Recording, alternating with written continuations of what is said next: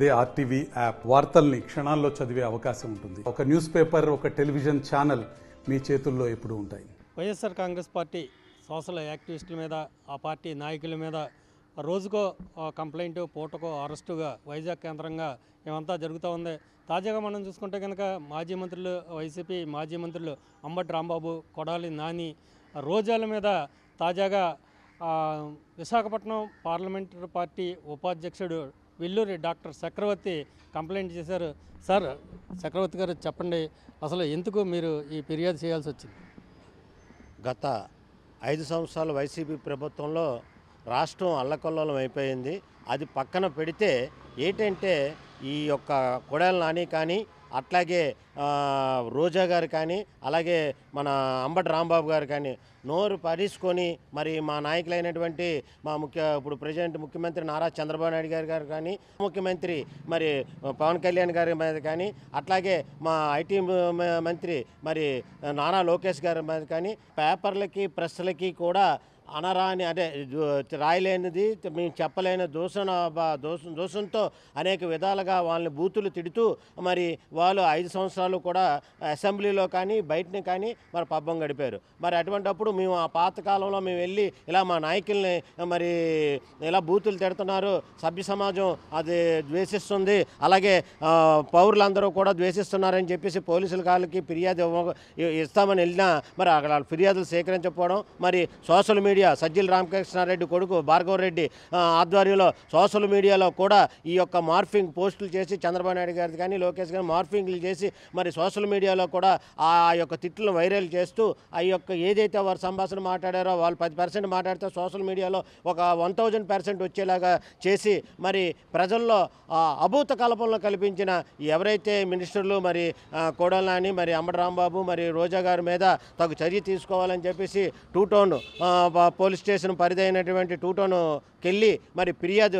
చక్రవర్తి గారు ఒకటి చెప్పండి, పాలిటిక్స్ కన్న తర్వాత విమర్శలు, ప్రతి విమర్శలు, ఈ ఆరోపణలు సహజం కదా, ఏంటి దీంట్లో మీరు ఎందుకు అట్టవలసి వచ్చింది, ఎందుకు కంప్లైంట్ చేయాల్సి వస్తుంది? అయితే ప్రతిపక్ష నాయకులుగా మేమున్నప్పుడు ఆ రోజు ఎవరిని కూడా మేము అయితే ఇటువంటి బూతులతో దూషించలేదు. వారు అధికారంలో ఉండి ప్రజలు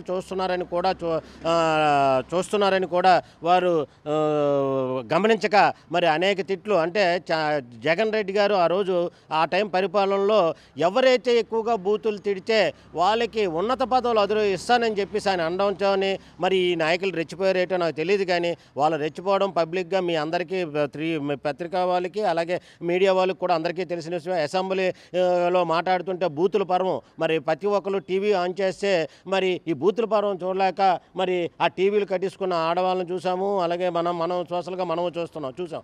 అలాగే ఇప్పుడు అసెంబ్లీ జరుగుతుందో తెలుగుదేశం పార్టీ గవర్నమెంట్ వచ్చిన తర్వాత ఏవైతే బడ్జెట్లు అనుకూలంగా మరి ఏ పథకాలు ఏ దానికి ఎంత కేటాయించాలో అది చెప్తుంటే జనాలందరూ కూడా మరి చూస్తూ టీవీలో ఆన్ చేసి చూస్తూ ఉన్నారు. అది అంటే అసెంబ్లీలో మాట్లాడిన తీరు, అది ప్రజలందరూ కూడా ఓటేసి ఒక ఎమ్మెల్యేగా ఒక ఎంపీగా చేస్తే వారు మాట్లాడిన తీరు అసెంబ్లీలో మరి ఆ రాష్ట్ర ప్రజలందరూ చూస్తారు. కాబట్టి వారు గమనించకుండా మరి తిట్లే పర్వంగా అక్కడ తిట్టడం మా అసెంబ్లీలో కానీ బయటని కానీ మరి అటువంటి వ్యక్తుల్ని మరి చిచ్చిగా ఈరోజు ఓడించి 11 సీట్లు ఇస్తే 11 సీట్లు కూడా అసెంబ్లీకి కూడా వెళ్లకుండా మరి జనాల తాలూకా ప్రాబ్లమ్స్ ప్రతిపక్ష నాయకులుగా వాళ్ళు ఎదుర్కోవాలి. అసెంబ్లీలో అవి ఎదుర్కోకుండా మీరు వాళ్ళని వేలెత్తి చూపిస్తున్నారు. కానీ మీ ఐటీడీపీ కూడా ఇదే క్రమంగా వాళ్ళ మీద ప్రసారం చేశారు.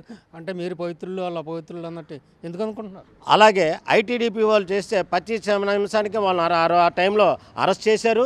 ఏదైతే ఐటీడీపీ వాళ్ళు చేసింది చాలా తక్కువ అయినప్పటికీ మరి మా నాయకుల్ని విమర్శిస్తుంటే ప్రతిపక్ష నాయకులుగా మేము విమర్శించకపోతే ఇక్కడ ప్రజలందరూ ఏంటనుకుంటారు, వీళ్ళు చేతగానాలు మరి తెలుగుదేశం వాళ్ళు చేతగానాలని అనుకుంటారు. కాబట్టి మేము వాళ్ళకి ప్రతి విమర్శగా విమర్శిస్తే మరి మమ్మల్ని మరి వాళ్ళని ఏం చేయలేదు. మమ్మల్ని మాత్రం ఆ రోజు జైల్లో పెట్టి మా ఇంటి ముందు వచ్చి పోలీసుల్ని పహారా కాచి ఏదైనా ధర్నాల కాటికి వెళ్తే వెళ్ళనీకుంటా పోలీసులతో ప్రహార కాచి ఇటువంటి నాకు ఇప్పుడు వచ్చే చరిత్ర 1983 నుంచి నేను పార్టీలో ఉన్నాను. దగ్గర 39 సంవత్సరాలు.